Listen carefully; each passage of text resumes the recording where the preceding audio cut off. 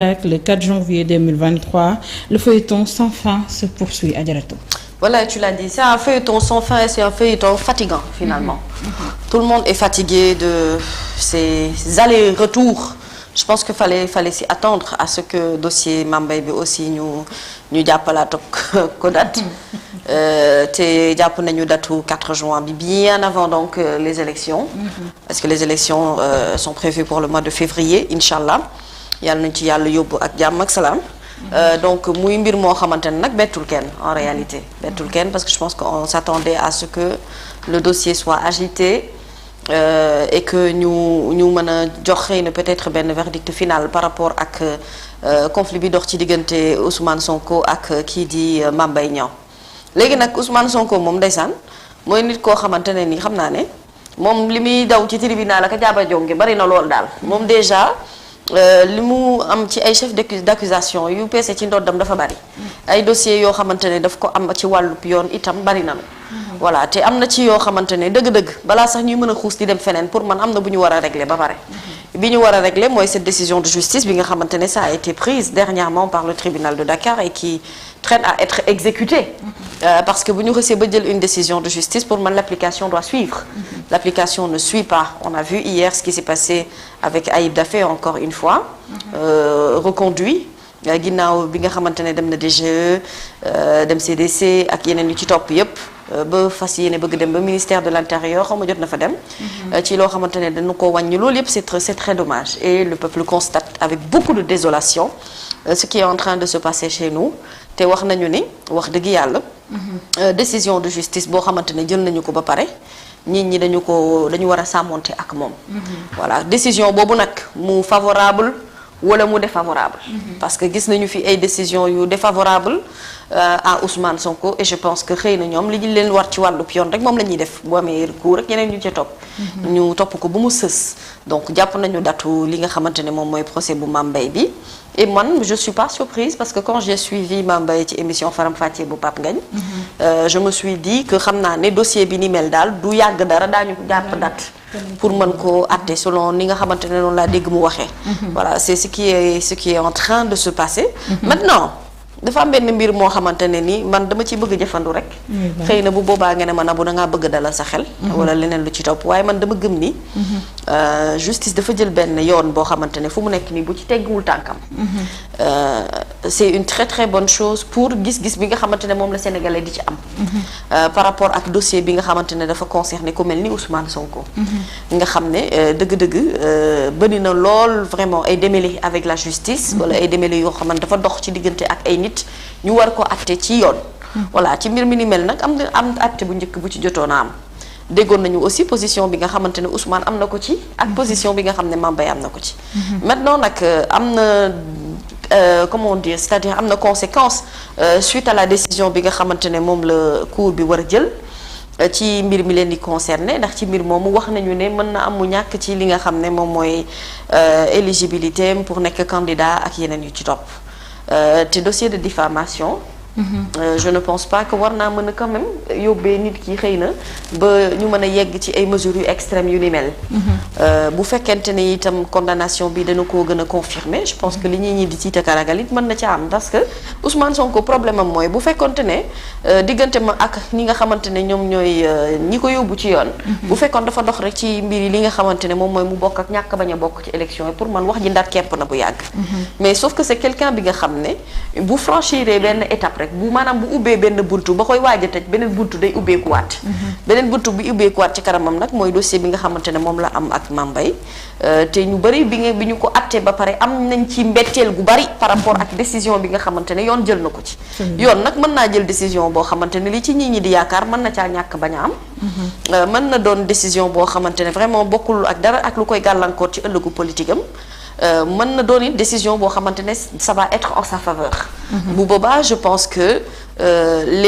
ñi nga xamante ne ñooy ñi ànd ak moom daañu ci am mbégte bu baax a baax ndax xam nga dëkk moom boo ca nekkee nga ne dangaa wóolu sa justice ba sa dossier yépp ci wàllub yoon nga koy teg am ci yu bëri yoo ci ay jéego yoo xamante ne seetlu nañ ko fan yi ci décision yi nga xamante ne yoon wu Sénégal daf koy jël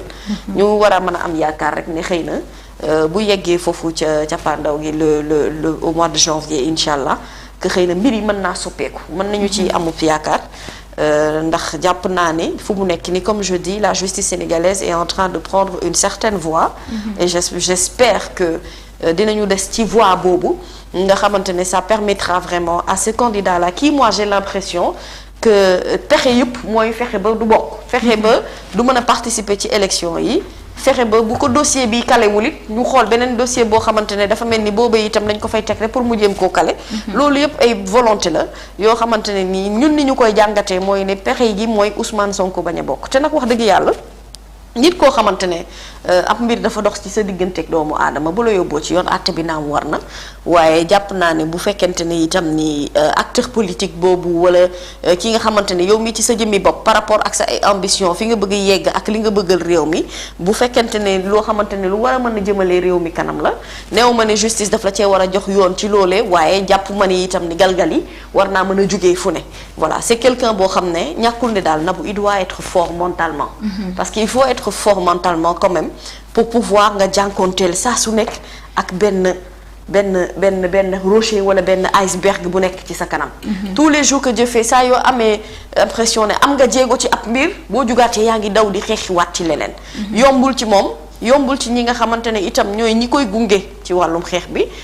yombul ci ay avocats bi ko ak ay conseils bien que loolu mooy seenub liggéey waaye xam naa ne le travail doit être assez fastidieux pour eux de tout le temps constituer des dossiers dem tribunal di plaider également le dossier d'une personne qui n'est pas seulement une personne simple lambda, c'est aussi un des candidats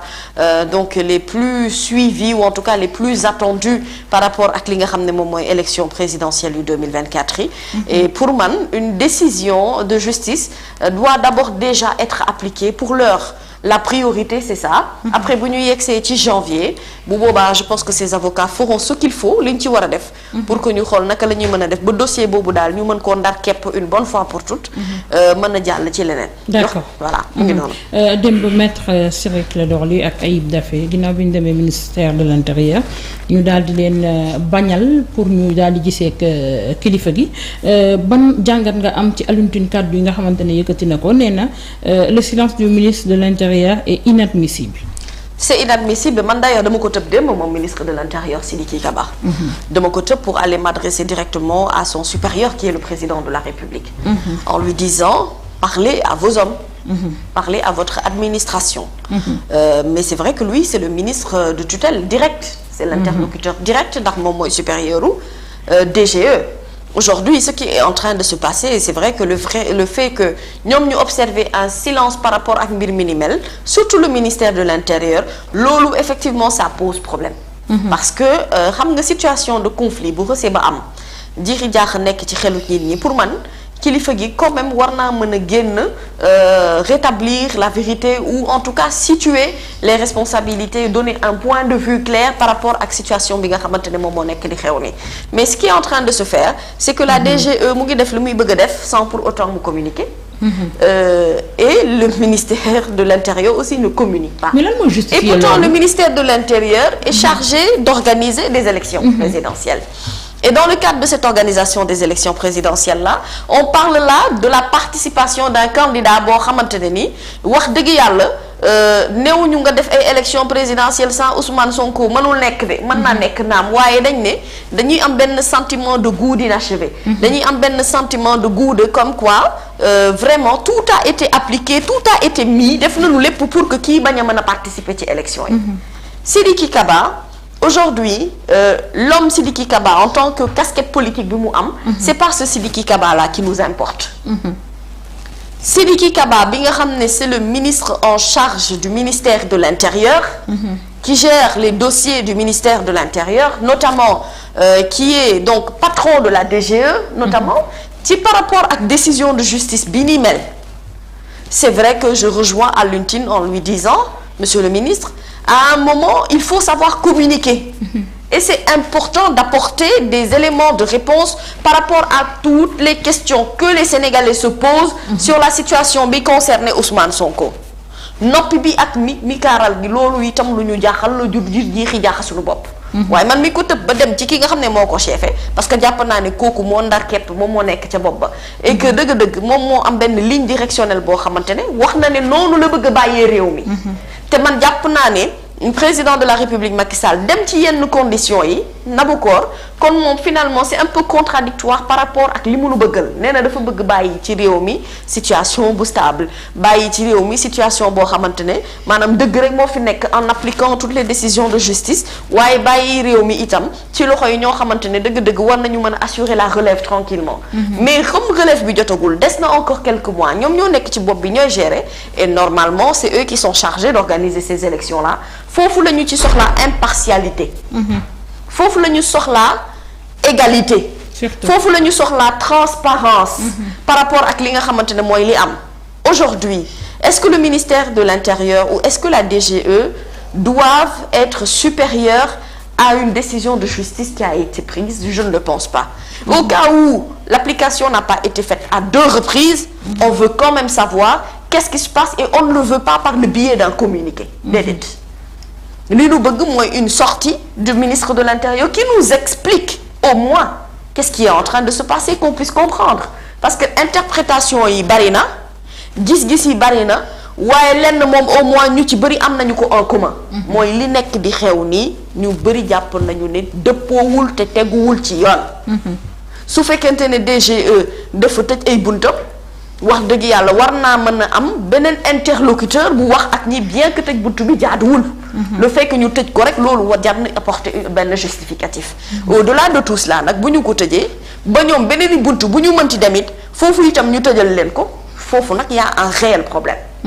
est-ce que aujourd'hui ñi nga xam ne danoo ànd ak Ousmane Sonko kon dafa am benn regard bu ñu leen di xoolee danoo war a am ay interdiction ci réew mi ak foo xamante ne ay zone interdite la ci ñoom ñu naan leen fii ngeen war a dugg wala fële waru leen fa dugg fii war ngeen fa accéder wala fële war ngeen fa accéder wala dañ ko war a jàppee rek ni un Sénégalais lambda comme tout le monde mandataire comme tous les autres mandataires des autres partis ñu war a mën a anam sañ-sañ même sañ-sañ googu bu ñu leen ko lànkale au moins ñu teg seen loxo dara explication bu plausible boo xam ne nit bu ko déggee dina mën a wax ne ah wax dëgg yàlla nag xëy na far ak ñàkk bañ a far mën na caa am waaye boo xoolee ni lii nga xamante ne mooy explication bu ñu jox nit ñi mën nañ cee wéeru mais nous laisser dans le flou laisser les mandataires le mandataire de ce parti représentant Ousmane Sonko dans le flou accompagné de son avocat et de l'huissier dans le flou mettre un flou total par rapport ak askan wi questionnement bi ñuy laaj yëpp mu mel ni li ngeen di liggéeyalu ñu leen ñun ñi parce que ñun la ñu war a rendre compte en réalité on nous doit des explications quand je dis que Nabokor la communication est un fil important et surtout important entre le pouvoir qui a l'exercice de pouvoir gérer l'État ak le peuple bi nga xam ne moo jël pouvoir bi dénk leen ko foofu buum ba warul dog ba mukk te fii diggante bi buum bi ba mu dogee yàgg na d'accord jërëjëf